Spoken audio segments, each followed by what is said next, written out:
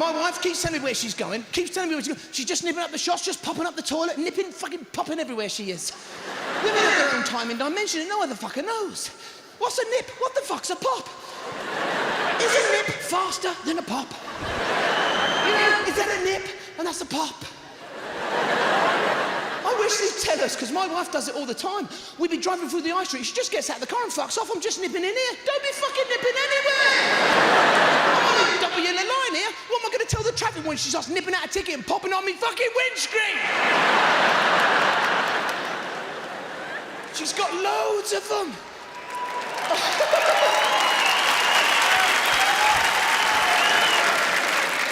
She's got loads of them. She'd be going out the door. I go, how long will you be? She goes, I'll be back before you even know it. Why? Tell me then. I wouldn't have fucking known, would I? You ever played Spot the Difference with your wife? It's fantastic. She goes out, gets her hair done, comes back in and goes like, da-da! You're standing there going, now I know this one. She's like, oh, fuck you. You're like, no, I got it earlier. You had a really happy face. Now you got a fucked off one.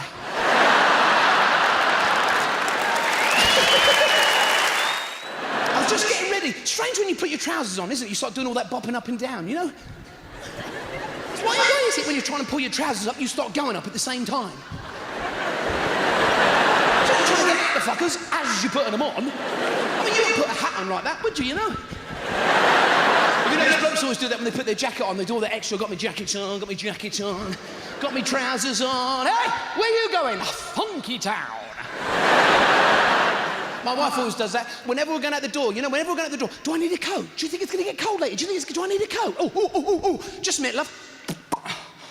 Yeah, as you can see by the isobars just sweeping in from there. How the fuck do I know? What, fucking Met Office? Oh, no, women never take a coat out. No. They don't need one. No, they've already got one. It's lovely and warm. I should know. It's called fucking mine. Because you know when you're out and they start doing all that shit, you know? Fuck, do you want me coat, love? And they're going to their Titanic Kate Winslet on a piece of driftwood routine. No, I'll be all right. Yeah, love, have me coat. You know the one I brought out for me to keep me fucking warm. People say the most ridiculous things. Like the other day, I was standing out here next to a door and a bloke went like, oh, you can't stand there, that's a fire door. If there's a fire, people are going to be running out of there. I said, I won't be standing here, will I? I'll be running with every other fucker, you twat. Ridiculous. It's like the other day, I was standing on the platform of a station, an announcement come over the speaker, the next train is a non-stopping service. I'm standing there, a train went...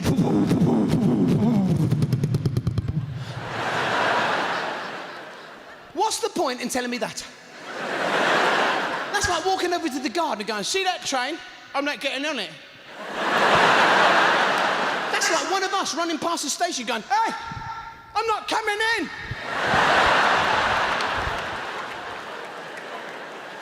Same thing. And what is it? What is it these days, people in cars, right, at level crossings?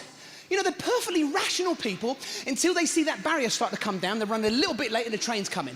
They sit there and they go, here's me in a Fiat Uno, a small crashable object made mostly of plastic and alloy, and here comes a huge fucking train doing 100 miles an hour.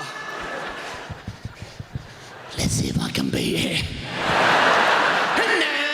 Ding, ding, ding, ding, ding, fuck! What did they think? The train driver was gonna swerve. You've got to look after yourself. You know, I go for all my checkups. I don't like going up the dentist. I hate it in there because now they make you wear those huge, big plastic glasses. Fucking why? When I got the opticians, they don't make you wear a pair of giant joke shop goofy teeth, do they? I've upset our local optician. I've upset him. You know when he asks you to read the war chart when you go for your eye check? I just, as a laugh, I thought I'd read it all as one word. You know, just to lighten the proceedings. So I sat there and went, fuck away. You should have seen the optician. Forget nothing. Some Polish bloke in the corner going...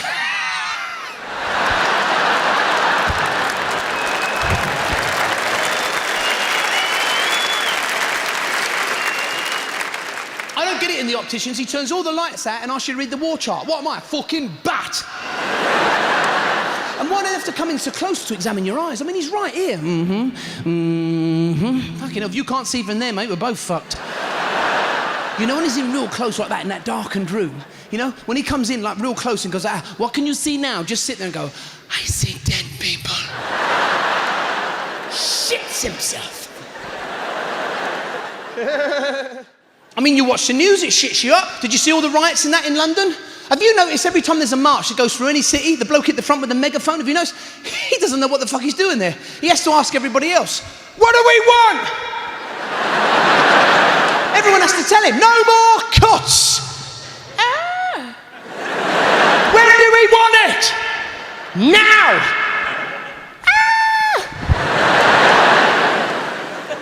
You try watching the news. You can't watch the news anymore. It's impossible.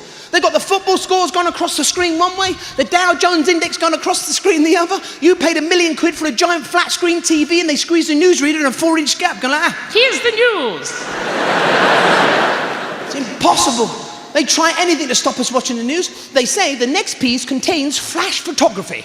What they're saying is they don't want any epileptics to see what's coming up next. Fucking leave them alone. What if you suffer from that and you're a photographer? It must be a nightmare, you know? Have you taken it yet?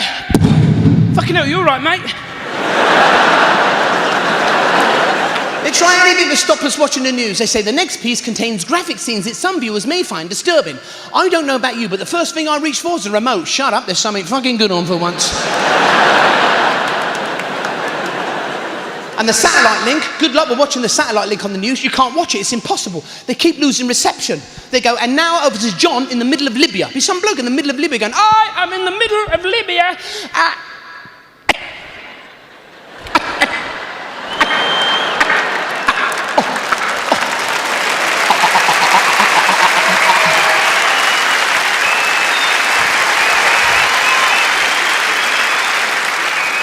You're sat there going, fuck, I didn't know the King's speech was on tonight.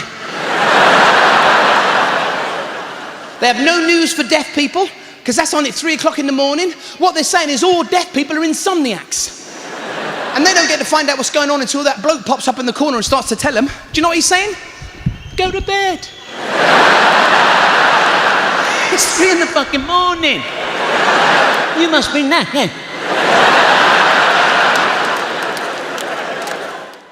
Then you've got the highlight of the evening, the best man's speech.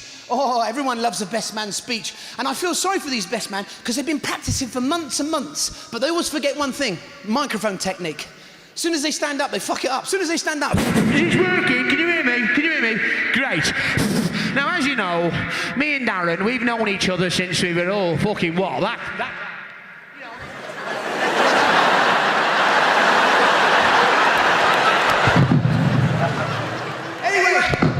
Let's hear it for the bridesmaids. Let's hear it for the bridesmaids. Now, we got Nan with us, so it's lovely to have Nan with us. So a big wave to Nan, everyone.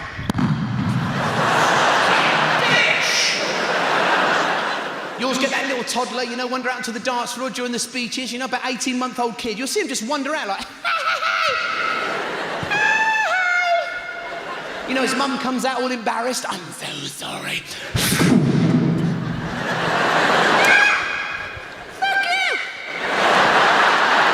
3 hours later, his dad comes out doing exactly the same thing, pissed out of his head, you know? That same woman comes out, you know, I'm so sorry. Fuck you! I should do more sport. I've never been a sporty bloke, you know? Even when I was at school, I was like a twat in PE, in cricket. They used to send me out to the edge of the field. Go on, Evans, you shit. I was always a fielder. I'd be miles from any state of play. I'd be on the edge of the field on my own going,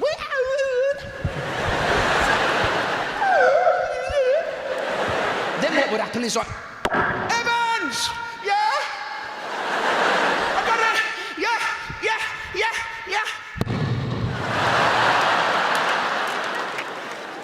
The javelin, you used to see me with the javelin. I was like, yeah.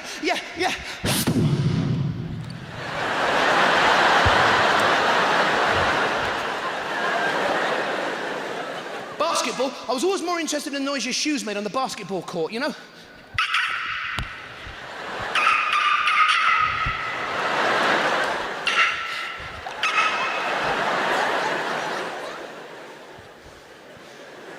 I tried that cage fighting.